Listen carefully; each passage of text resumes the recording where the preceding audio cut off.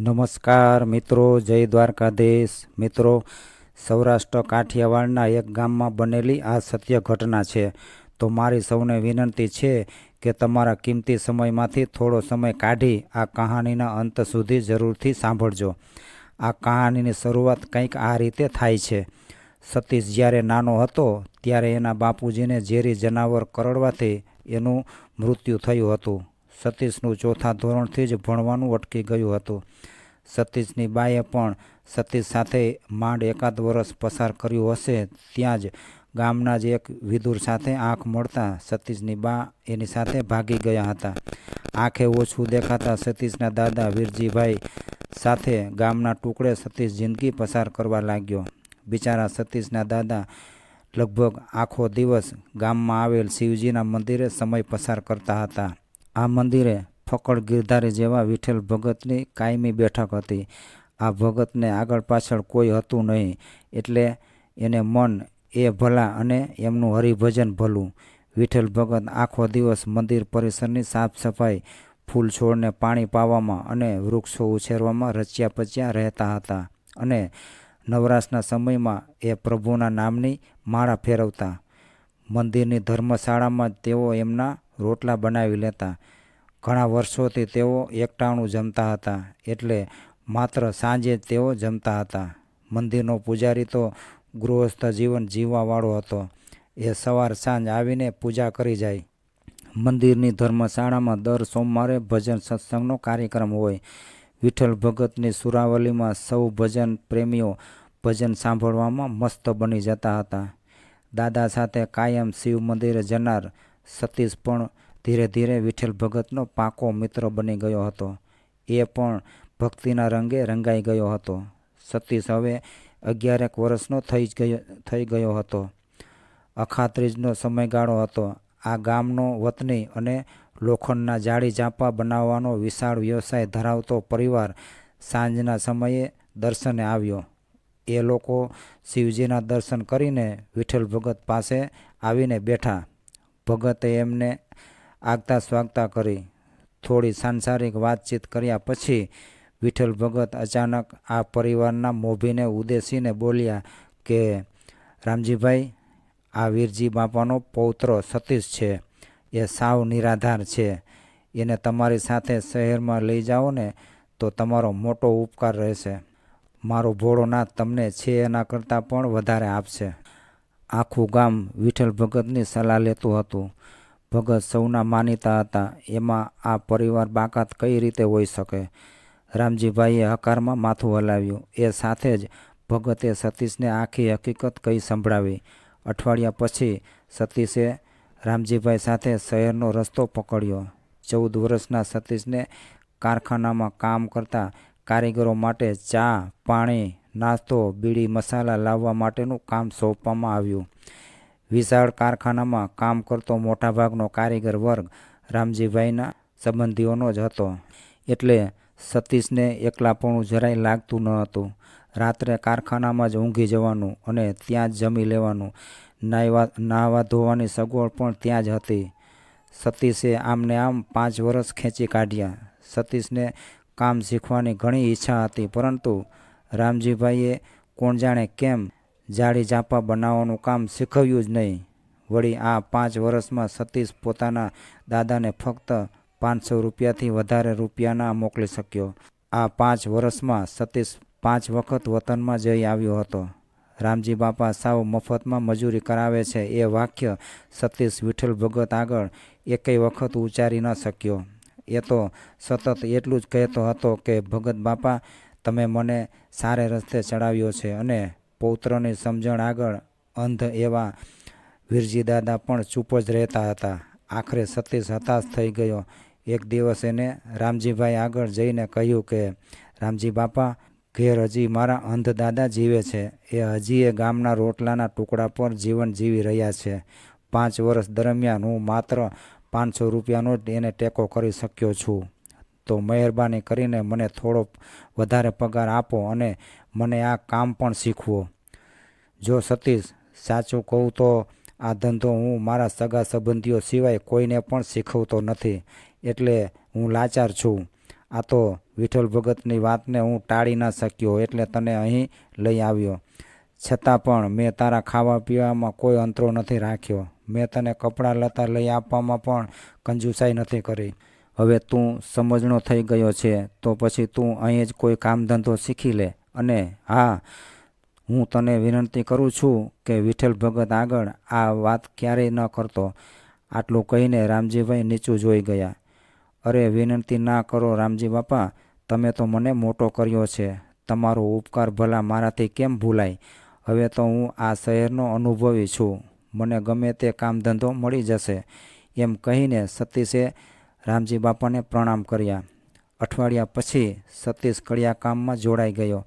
રામજીભાઈના કારખાનાની બાજુમાં જ એક ચાની કીટલી હતી. આ ચાની કીટલી પરથી જ સતીશ કારીગરોને ચા પહોંચાડતો હતો. એ ચાની કીટલીની માલકીન એક વિધવા બહેન હતી. એ વિધવા બહેનનું નામ સુમિત્રાબેન હતું. એને 15 વર્ષની એક દીકરી છે જેનું નામ શિવાની હતું. આ બંને મા દીકરી ખરો પરસેવો પાડીને મહેનતનો રોટલો રડી રહ્યા હતા. સતીશે પોતાની સાથે ઘટેલ ઘટના વર્ણવીને સુમિત્રાબેન આગળ ભાડાના મકાન બાબતે પૂછપરછ કરી. સુમિત્રાબેન સતીશને છેલ્લા 5 વર્ષથી ઓળખતા જ હતા. એટલે એમણે તરત જ સતીશને કહ્યું કે અમે લોકો જ્યાં ભાડાના મકાનમાં રહીએ છીએ એની બાજુવાળું મકાન 2 દિવસ પહેલાં જ ખાલી થયેલ છે. દીકરા, મકાનની ચાવી પણ મારી પાસે જ છે. લે દીકરા, આ ચાવી. તું અને શિવાની બંને ત્યાં જઈને મકાન જોઈ આવો. તમારા જેવો પાડોશી મળે એ જ મારા માટે પૂરતું છે. સુમિત્રા કાકી, ગમે તેવું મકાન હશે તો પણ મારે ચાલશે. મારે મકાન જોવા નથી જવું. એમ કહીને સતીશે આભાર વ્યક્ત કર્યો. મહિને 700 રૂપિયા ઘરભાડું, 100 રૂપિયા લાઇટ બિલ.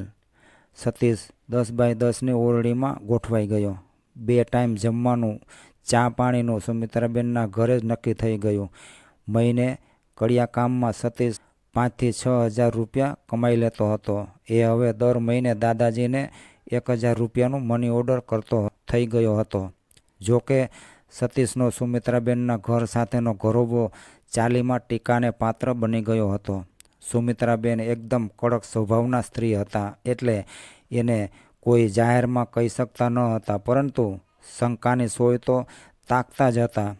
સુમિત્રાબેનની દીકરીનું નામ ભલે શિવાની હોય, પરંતુ એ રૂપનો અંબાર છે.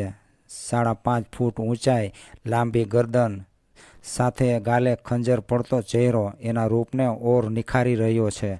સતત 7 ધોરણ સુધી ભણેલી શિવાની પ્રથમ નજરે જ સૌ કોઈને ગમી જાય એવી છે. બીજી બાજુ યુવાનીના ઉંબરે પગ મૂકી ચૂકેલ સતીશ. બંનેના નામનો મેળ પણ ગજબનો. સતીશ અને શિવાની, બસ આ જ ચાલીના લોકોની શંકાનું કારણ હતું. શિવ મંદિરે વિઠ્ઠલ ભગત પાસેથી ઉત્તમ જીવન જીવવા માટેના પાઠ શીખેલ સતીશે હકીકતમાં આજ સુધી શિવાનીને ધારીને ક્યારેય પણ જોઈ નથી. એ આ લોકોને કોણ સમજાવે? આમ તો શિવાનીનું 16 વર્ષની ઉંમર પહેલાં જ ક્યાંય ગોઠવાઈ ગયું હોય, પરંતુ બાપ વગરની દીકરી અને માનો ચાની કીટલીનો વ્યવસાય સંભાળીને એના સમાજના લોકો પાછા દહેજ પ્રથાવાળા એક વિધવા માં આપીને કેટલું આપી શકે? બસ આ જ કારણથી હજી સુધી શિવાનીનું સગપણ થયું ન હતું. 2 વર્ષ વીતી ગયા હતા. હવે તો શિવાની યુવાન થઈ ચૂકી હતી. સુમિત્રાબેન પાસે બચતના નામે લાખેક રૂપિયા જમા થયા હતા, પરંતુ દહેજ પ્રથાવાળા સમાજમાં મૂર્તિયા પક્ષ ઓછામાં ઓછા લાખ રૂપિયા તો દહેજ માગે જ છે. સુમિત્રાબેન સતત ચિંતિત છે. કદાચ આ ચિંતામાં ના બનવાનું બની ગયું. એક દિવસ સુમિત્રાબેન કરિયાણાની ખરીદી માટે બજારમાં જઈ રહ્યા હતા. ત્યારે રસ્તો ઓળંગતી વખતે એક અજાણ્યા કાર ચાલકે તેમને અડફેટે લઈ લીધા. અકસ્માત જીવલેણ સાબિત થયો. દવાખાને ઝડપથી સારવાર મળવા છતાં પણ સુમિત્રાબેનને બચાવી ના શકાયા.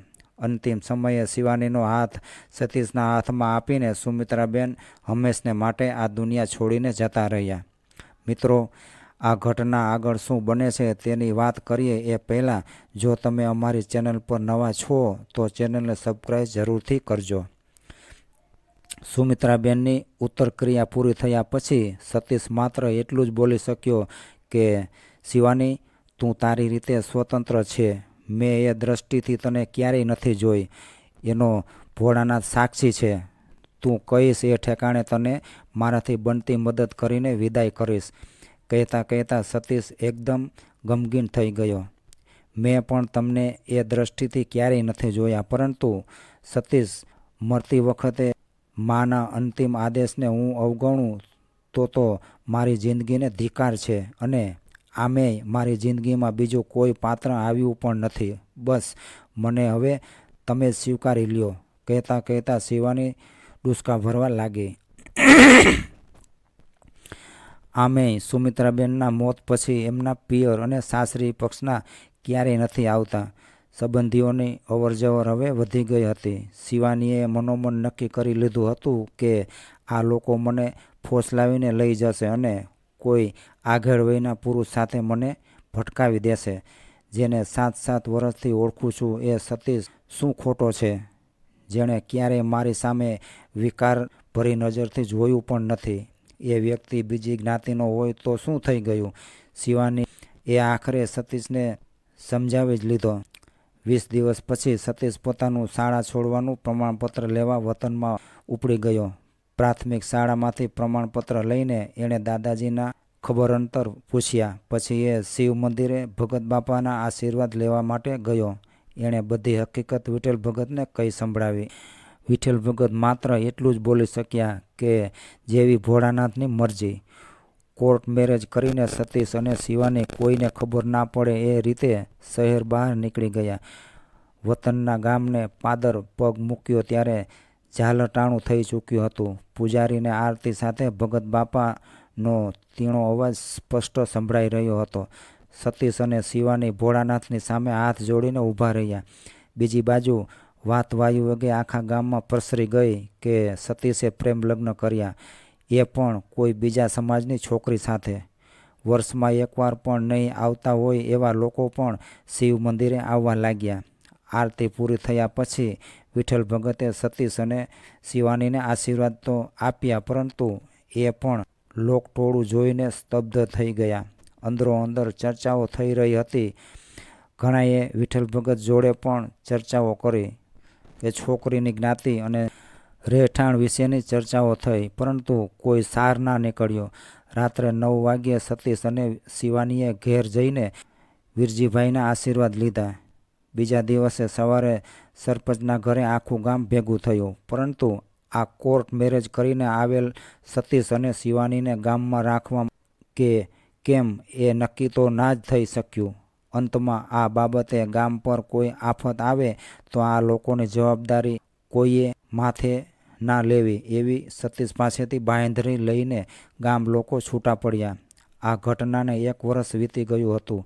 ગામ પર ના કોઈ આફત આવી કે ના કોઈ શિવાનીની શોધમાં આવ્યું. જોકે મોટાભાગના ગામ લોકો આ દંપતી સાથે ભેદભાવભર્યું વર્તન રાખતા હતા, અને એટલે જ તો સતીશ અને શિવાની ભગત બાપા ધર્મસંકટમાં ના મુકાય તેનું સતત ધ્યાન રાખતા હતા.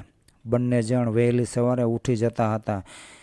વીરજીભાઈને નવડાવીને પછી તેઓ તેમના બપોરના ભોજનની વ્યવસ્થા કરીને નજીક આવેલ શહેરમાં ટિફિન સાથે ઉપડી જતા હતા. શહેરમાં આવજા કરવા માટે એમણે નવી સાયકલ ખરીદી હતી. હવે તો સતીશને ચણતર અને પ્લાસ્ટર બંને કામ ફાવી ગયા હતા. બંને પતિ પત્ની દિલથી મજૂરી કરતા હતા. જોત જોતામાં 2 વર્ષ વીતી ગયા હતા. હવે તો શિવાની માં બનવાની હતી. એને 7મો મહિનો ચાલી રહ્યો હતો, તેથી એ હવે મજૂરી કામ પર નહોતી જઈ શકતી. સતીશ એકલો જ શહેરમાં જતો હતો. એક દિવસ સવારે શિવાની પોતાના ઘરના આંગણામાં બેઠી બેઠી વાસણ માંજી રહી હતી. ત્યાં અચાનક ગંગામાં કોણ જાણે ક્યાંથી આવ્યા. ગંગામાં આ ગામના ખ્યાતનામ દાયણ આજુબાજુના 5-6 ગામ એમને પ્રસૂતિના પ્રસંગે બોલાવી જતા હતા. ગંગામાં આવ્યા એ સાથે જ શિવાની હાથનો ટેકો દઈને ઊભી થઈ અને એમના પગે લાગી. ગંગામાં ઘડીભર શિવાનીને જોઈ જ રહ્યા અને પછી બોલ્યા કે અલી વહુ, તું તો ખૂબ જ રૂપાળી છો. ગામની બાઈઓ અને છોકરીઓ સાચું જ કહેતી હતી કે સતીશ પ્રેમ લગ્ન કરીને આવેલ વહુ ખૂબ જ રૂપાળી છે. એમ કહીને ગંગામાએ થૂ થૂ કરીને આગળ ચલાવ્યું. આ મારી વહુને મારી નજર ના લાગે એટલે હું થૂ કરું છું હો. વહુ જોજે કંઈ બીજું ધારી ના લેતી. ગંગામાએ થોડો નિસાસો લીધો અને પછી બોલ્યા કે જો વહુ, મારું નામ ગંગા છે. હું સુવાવડ પ્રસંગે જાઉં છું. આજ સુધી મારા હાથને અબજસ ક્યારેય નથી મળ્યો. તું જરાય ચિંતા ના કરતી. સુવાવડ પ્રસંગે મને જતી રોકવાની કોઈની તાકાત નથી. એ તો એક પુણ્યનું કામ છે. એટલે તું હવે બેફિકર થઈને રહેજે. હું તને એક અઠવાડિયું રાબ પીવડાવવા આવીશ. સતીશને કહેજે કે લગીરે ચિંતા ના કરે. અને હા વહુ, પાછળની શેરીમાં જ મારું ઘર છે. મને બોલાવવા માટે નાના છોકરાને મોકલીશ ને તો પણ હું આવી જઈશ. અને જો કોઈ છોકરો આવવા તૈયાર ના થાય તો વીરજી કાકાને કહેજે, એટલે એ પણ લાકડીના ટેકે ટેકે મારું ઘર ગોતી લેશે. એમ કહીને શિવાનીના માથા પર હાથ મૂકીને ગંગામાં ચાલતા થયા. ગામની પ્રથમ દયાળુ મહિલા સામે શિવાનીથી આપોઆપ હાથ જોડાઈ ગયા. જોકે ગંગામાનો ઊંચો અવાજ સાંભળીને શિવાનીના ઘરની ચારે બાજુની મહિલાઓએ પણ પોતાના કાન સરવા કરી દીધા અને બધું સાંભળી લીધું હતું. જાજરમાન વ્યક્તિત્વ ધરાવતા અને આખા ગામના વહાલસોએ ગંગામાં શિવાની માટે પ્રાણવાયુ સાબિત થયા હતા. હવે તો આજુબાજુની સ્ત્રીઓ પણ ત્યાંથી પસાર થતી વખતે શિવાની સામે હાથ ઊંચો કરતી લેતી હતી. ઘણી સ્ત્રીઓ તો તેમના બાળકોને છાના સપના મોકલીને કહેવડાવતી હતી કે શિવાની ભાભી, કોઈ કામકાજ હોય તો કહેજો. એક દિવસ શિવાનીએ સુંદર મજાના એક દીકરાને જન્મ આપ્યો. ગંગામાએ પૂરા 7 દિવસ સુધી શિવાનીને 2 ટાઈમ રાબ બનાવીને ખવડાવી હતી. બીજી કેટલીક સ્ત્રીઓ પણ શિવાનીની ખબર પૂછી ગઈ, પરંતુ હજી પૂરેપૂરો કચવાટ નીકળ્યો ન હતો. સમય અવિરતપણે વહી રહ્યો હતો. જોતજોતામાં સતીશનો દીકરો 1 વર્ષનો થઈ ગયો હતો. શિવાની છેલ્લા 3 મહિનાથી સતીશની સાથે મજૂરી કામે જવા લાગી હતી. અચાનક સતીશની જીભે બળતરા થવા લાગી. દિવસે દિવસે બળતરા વધતી ગઈ. શિવાની એને મોટી હોસ્પિટલ લઈ ગઈ. કોઈ પણ જાતના વ્યસન વગરના સતીશને કેન્સરનું નિદાન થયું. જોકે હજી તો રોગની શરૂઆત જ હતી, એટલે તાત્કાલિક સર્જરી થાય તો રોગ જડમૂળમાંથી દૂર થાય એમ હતો. શિવાનીએ સતીશને હોસ્પિટલમાં દાખલ કરી દીધો. ડૉક્ટરે 1,25,000નો ખર્ચ થશે એવું કહ્યું. શિવાનીએ પોતાની પાસે જે કંઈ પણ માયા મૂડી હતી એ બધી ભેગી કરીને તો 90,000 રૂપિયાની બચત નીકળી. બાકીના 35,000 રૂપિયાનું શું? શિવાનીએ ડૉક્ટર આગળ 35,000 રૂપિયાના હપ્તા બાંધી આપવા વિનંતી કરી, પરંતુ આ થોડી કરિયાણાની દુકાન છે એમ કહીને ડૉક્ટરે વિનંતી ઠુકરાવી દીધી. બીજા દિવસે સવારે શિવાનીએ કોણ જાણે કેવી રીતે ડૉક્ટર આગળ 1,25,000 રૂપિયા મૂકી દીધા. ઓપરેશન સંપૂર્ણ સફળ થયું. 1 અઠવાડિયા પછી સતીશને હોસ્પિટલમાંથી રજા આપવામાં આવી. ઘરે ગયા પછી ગામના ગણ્યા ગાંઠિયા લોકો સતીશની ખબર પૂછી ગયા. એમાં એક ભગત બાપા પણ ખરા. બરાબર 1.5 મહિનાની સેવા ચાકરી પછી સતીશ સંપૂર્ણ સ્વસ્થ થઈ ગયો. તે હવે ચાવીને ખાઈ શકતો હતો. આ સમય દરમિયાન ખર્ચા માટે શિવાનીએ તેના કાનની 2 બુટ્ટી વેચી દીધી હતી. સતીશ આજે પ્રથમ વાર કામે જઈ રહ્યો હતો.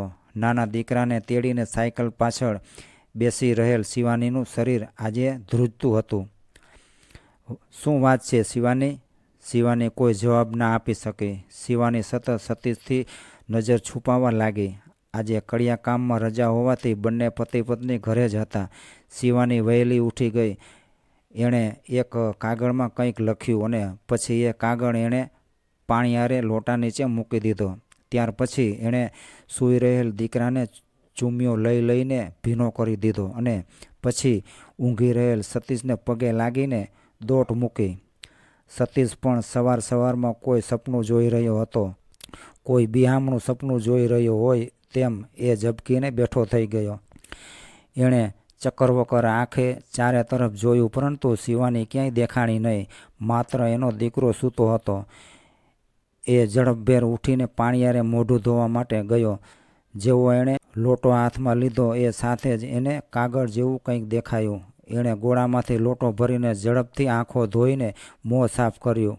હાથ લૂછીને એણે કાગળ હાથમાં લીધો તો એમાં લખ્યું હતું કે મારા વહાલ સોયા સતીશ, છેલ્લા 2 મહિનાથી હું હૃદયમાં દર્દ છુપાવીને બેઠી હતી. તમારી સાથે નજર મેળવવાની પણ મારી તાકાત ન હતી. શું કરું? હવે હું તમારી લાયક રહી ન હતી. તમારા રોગનું નિદાન થયા પછી હું મારો પત્ની ધર્મ નિભાવવા આકાશ પાતાળ એક કરી રહી હતી. આપણી પાસે બચત માત્ર 90,000 રૂપિયા જ હતી, જેની સામે ખર્ચો 1,25,000 રૂપિયાનો હતો. મેં ડૉક્ટરને ઘણી વિનંતી કરી હતી, પરંતુ એમણે કોઈ બાંધછોડ ના કરી. ગામમાં પણ 2-4 ઠેકાણે વાત નાખી જોઈ, પરંતુ ત્યાંથી પણ મને હળધૂત કરવામાં આવી. 4-5 કોન્ટ્રાક્ટર પાસે પણ હાથ લાંબો કરી જોયો. એમાં એક કોન્ટ્રાક્ટરે મારા રૂપ ઉપર મોહીને મને હાથો પાડી, પરંતુ મારા રૂપને માણવાની શરતે મારું શિયળ લૂંટાવીને મેં મારો પતિ ધર્મ નિભાવ્યો છે. સતીશ, આમેય મારી હયાતી તમારા અને આપણા દીકરા માટે અવરોધક હતી. મારા ગયા પછી તમને અને આપણા દીકરાને આ સમાજ સ્વીકારી લેશે એની મને પાકી ખાતરી છે. મારી એટલી વિનંતી છે કે આપણા દીકરાને ખૂબ ભણાવી ગણાવીને પગભર બનાવજો. તમે ઉઠીને ચિઠ્ઠી વાંચતા હશો એના પહેલાં તો મારા મોતના સમાચાર તમારા સુધી પહોંચી ગયા હશે. સતીશ, મને માફ કરશો. હું તમારે લાયક નથી રહી, એટલે જ આ ઘોર પાપ સમાન આત્મહત્યાનું પગલું ભરવા જઈ રહી છું. શિવાનીના અંતિમ પ્રણામ. સતીશની છઠ્ઠી ઇન્દ્રિય જાગૃત થઈ ગઈ. એણે કાગળને લોટા નીચે મૂકીને સાયકલ પર સવાર થઈને દોટ મૂકી. ગયા વર્ષની જ ભરપૂર પાણીથી વહી રહેલ કેનાલ તરફ સતીશે સાયકલ મારી મૂકી. જેને રામ રાખે એને કોણ ચાખે. બરાબર કેનાલની પાળે સતીશ પહોંચ્યો એ વખતે શિવાનીએ કેનાલમાં ભૂસકો માર્યો. પલવારનો પણ વિલંબ કર્યા વગર સતીશે કેનાલમાં ઝંપલાવ્યું. સતીશને થોડું થોડું તરતા આવડતું હતું, એટલે એ ધબધો શિવાની પાસે પહોંચી ગયો. બરાબર એ જ વખતે ભીખાભાઈ નામનો ખ્યાતનામ તરવૈયો કેનાલની ધારે ધારે મોટરસાયકલ પર જઈ રહ્યો હતો. એને આ દ્રશ્ય દેખાયું એટલે બિચારો ભીખો તો આખી રાતની મહેનત પછી એક લાશને કેનાલમાંથી બહાર કાઢીને એના લાગતા વળગતાને હમણાં જ સોંપીને થાક્યો પાક્યો જઈ રહ્યો હતો. એમાં પાછી આ નવી આફત આવી ગઈ, પરંતુ પોતાના થાકની પરવા કર્યા વગર એણે સીધું જ કેનાલમાં ઝંપલાવી દીધું. થોડી જ વારમાં ભીખાએ શિવાની અને સતીશને બહાર કાઢી લીધા. બંને જણ થોડું પાણી તો પી ગયા હતા, પરંતુ વધારે જોખમ જેવું હતું નહીં. ત્યાં ગામના લોકોનો જમાવડો ભેગો થઈ ગયો, પરંતુ કોઈ નજીક આવવા તૈયાર ન હતું. બરાબર એ જ વખતે વિઠ્ઠલ ભગત ત્યાં આવી પહોંચ્યા. ત્યાં ઊભેલા લોકો વચ્ચેથી રસ્તો કરીને તેઓ સતીશ પાસે પહોંચી ગયા. ત્યારે ભીખાએ કહ્યું કે ભગત, આ તો તમારા કોઈ સગા વહાલા છે કે શું? ભીખાએ પૂછેલા પ્રશ્નનો હકારમાં જવાબ મળતા જ ભીખાએ કહ્યું કે હવે આ લોકો ખતરા બહાર છે. એમ કહીને મોટરસાયકલ પર બેસીને ચાલતો થયો. થોડીવાર પછી સતીશ ભાનમાં આવ્યો. એ સાથે જ એણે શિવાનીને બાથમાં લીધી. ત્યાં તો શિવાનીએ પણ આંખ ખોલી. સતીશ વલોપાત કરતા કહેવા લાગ્યો, અરે રે શિવાની, તે મારા પરથી વિશ્વાસ ગુમાવી દીધો. અરે ગાંડી, તું તો હજી એ મારા માટે એટલી જ પવિત્ર છે જેટલી તું પહેલાં હતી. એ વખતે વિઠ્ઠલ ભગતને કાંઈ વધારે તો કંઈ સમજણ ન પડી, પરંતુ એમણે સતીશના મોં આડે હાથ દઈ દીધો. એટલે સતીશ આગળ બોલતો અટકી ગયો. અરે ભાઈ, ગામમાં કોઈ મદદ કરવાવાળું છે કે નહીં? ભગતના બદલાયેલા સૂરના એક જ વાક્યથી ઊભેલ ટોળાને હચમચાવી દીધું. એ વખતે 8થી 10 યુવાનો દોડતા દોડતા ત્યાં આવ્યા અને ઝડપથી સતીશ અને શિવાનીને ઘરે પહોંચાડવામાં આવ્યા.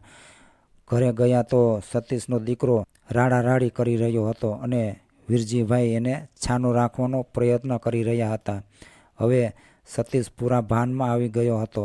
એણે દીકરાને શિવાનીના ખોળામાં બેસાડીને પાણીયારે મૂકેલ કાગળ ભગત બાપાના હાથમાં મૂકી દીધો. વાંચતા વાંચતા ભગતનો કાયમનો રમતિયાળ ચહેરો ઝંખવાયો.